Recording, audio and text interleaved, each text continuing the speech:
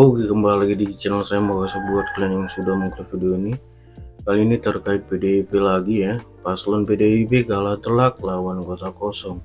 Kita lihat ya gimana videonya. Sebelum kita ke video, bantu subscribe buat channel saya belum subscribe. Tidak tunggu lama, kita ke video langsung. Let's go. Sah.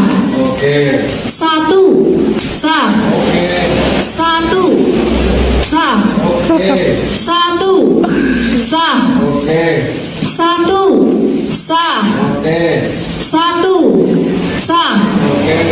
Satu. Sah. Oke. Satu. Sah. Memilih kota kosong.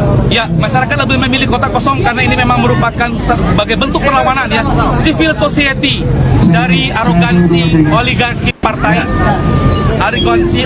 partai dan juga keserakahan yang dipertontonkan secara semena-mena di Kota Pangkal Pinang ini. Itu adalah bentuk perlawanan kita. Semoga nanti di Pilkada ulang tahun 2025 semoga diberikan keadilan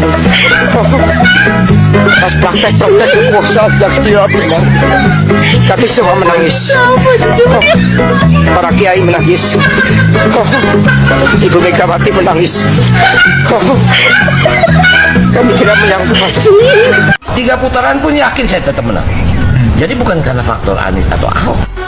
Bagaimana nih anak-anak Abah ya setelah mendengarkan statement dari Bang Dul, terutama buat Batman Power dan Coki yang selalu membangga-banggakan Banteng. Ternyata suara kalian itu tidak diakui oleh mereka.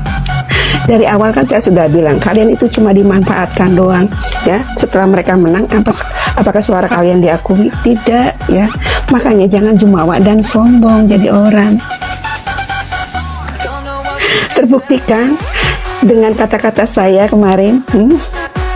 Berikan kelapangan pada kami yang sedang terhimpit hutang, baik hutang kepada bank, lembaga keuangan, pinjol, bahkan rentenir. Kami berlindung kepadamu dari bingung dan sedih. Jadi bukan karena faktor Anies atau Ahok, bukan. Ini masyarakat Jakarta.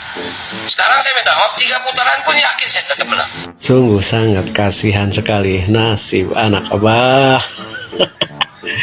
Udah capek-capek berjuang, udah rela menggadaikan harga dirinya, tidak dianggap. Dan bisa-bisanya anak Abah bergembira dan berbangga hati setelah Pramono dan Dul dinyatakan menang. Bahkan teriaknya paling kencang, mana Jokowi efek, yang ada Anies efek.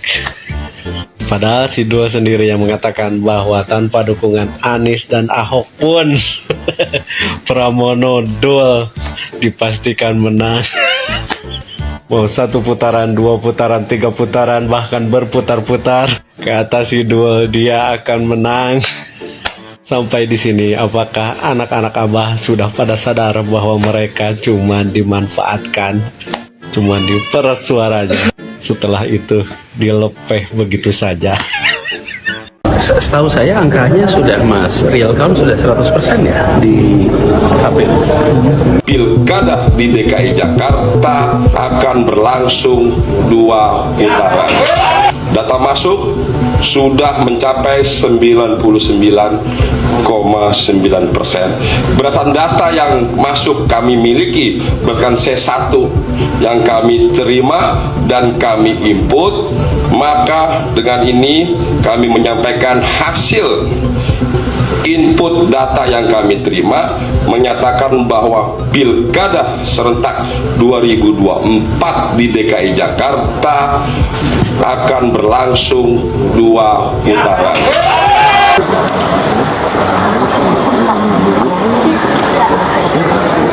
Kalau untuk Pilkada Jakarta ini masih yakin 2 putaran atau seperti apa? 2 putaran, memang 2 putaran.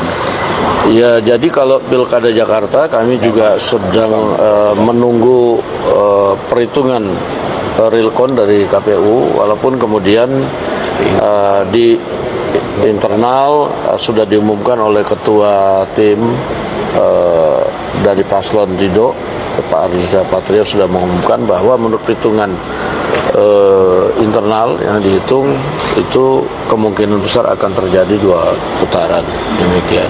Pak, kalau untuk 2 putaran ini nanti untuk di Jakarta bagaimana?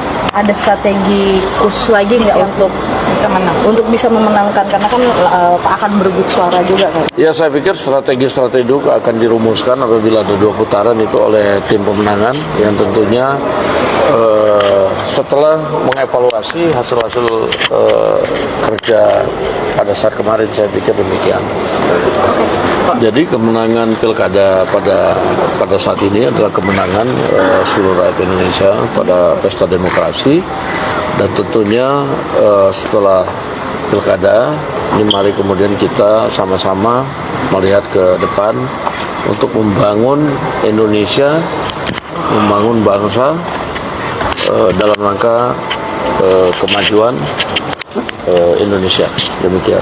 Kalau dari Gerindra sendiri kira-kira berapa persen sih pencapaian pilkada berdasarkan perhitungan internal? Kita belum hitung, sampai dengan hari ini kita belum hitung karena masih ada yang real count-nya kan belum masuk. Politisi senior PDI Perjuangan, Deddy Sitorus, merendahkan perempuan dalam diskusi Kompas TV. Anggota DPR ini rupanya marah sama pernyataan lawan bicaranya, Marwarar Sirait. Marwarar atau Ara ini adalah ex-anggota PDIP yang udah pindah ke partai lain. Sebenarnya diskusi itu bukan ngebahas perempuan ya. Ara ini lagi membela nama baik kepolisian dan kejaksaan. Jadi nggak setuju dan terus memotong penjelasan Ara. Dipotong terus begitu, Ara dengan jahil berkomentar, memang berat, kalah itu. Dibilang begitu, Dedi dengan keras bilang, jangan terusin, lu kayak perempuan. Lebih jauh dia bilang, udah jadi menteri, tapi tetap kayak perempuan. Apa yang dilakukan Dedi ini jelas memprihatinkan ya. Dia ini kan anggota DPR, dan diskusi di Kompas TV ini disaksikan mungkin jutaan rakyat Indonesia. Dia seharusnya nggak begitu aja merendahkan perempuan hanya karena dia kalah berargumen. Kesannya, Dedi melihat perempuan sebagai makhluk bodoh, tak berdaya, yang cuma bisa bicara tanpa isi. Beberapa detik kemudian, Dedi seperti sadar dan buru-buru bilang, maaf, saya gender bias ya. Tapi itu akan sama sekali tidak relevan. Yang jelas, Dedi sama sekali tidak menghargai perempuan. Sehingga ketika dia marah pada lawan bicara yang bukan perempuan, dengan spontan dia bilang, lu kayak perempuan. Dedi dan para politisi lain harus belajar menghormati perempuan sebagai kaum yang setara dan sejajar dengan pria. Sama sekali nggak pantas Dedi merendahkan perempuan semacam ini. Ayo para politisi, hormati perempuan. Dalam ilmu psikologi ya, ada terminologi namanya narcissistic leadership syndrome. Nah, pemimpin kita nih banyak yang menderita narcissistic leadership syndrome, yaitu merasa dirinya itu yang paling penting, ya, dan tidak mau menerima kalau ada orang lain melebihi. Kalau perlu ya dibunuh lah gitu. Nah, ini semua hampir banyak yang Anda sebutkan tadi ya memiliki hal yang tadi saya katakan, itu tidak akan maju. Contohnya kenapa? Ya, partai politik memiliki, diamanati oleh konstitusi, oleh rakyat, memilih pemimpin, kan? Tapi kalau ketuanya narcissistic leadership syndrome, dia tidak akan mampu menghasilkan kader-kader yang bisa melebihi pemimpin popularitasnya. Akhirnya apa? Naturalisasi kayak PSSI. Jokowi naturalisasi di PDIP. Emang naturalisasi Pak? Bukan kader dari bawah Pak? Enggak lah, saya waktu di PDIP nggak ada Jokowi kok. Dia Jokowi itu yang pertama di Solo. Dia pinter. Kenapa? Tidak ada pemimpin yang bisa mendekati rakyat salaman gitu. Sebelum itu nggak ada. Jadi tergugah orang bahwa oh, he's part of us gitu loh, bagian dari kita yang miskin juga gitu loh. Itu kan terobosan yang dilakukan Jokowi adalah pemain naturalisasi, salaman dan PDIP menang itu yang tadi Anda tanya kan waktu mengusung Jokowi. Waktu Mega maju kalah kan. Nah, karena saya katakan tadi narcissistic leadership syndrome, ketika Jokowi ingin melebihi, nggak boleh. Makanya keluarlah istilah petugas partai. Oke, itu dia videonya, gimana menurut kalian, dan sampai bertemu di video saya selanjutnya. Buat